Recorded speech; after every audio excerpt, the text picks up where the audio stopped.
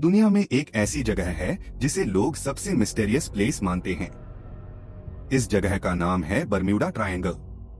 ये north Atlantic ocean में एक एरिया है जहां से गुजरते वक्त कई शिप्स और प्लेन्स अचानक गायब हो चुके हैं।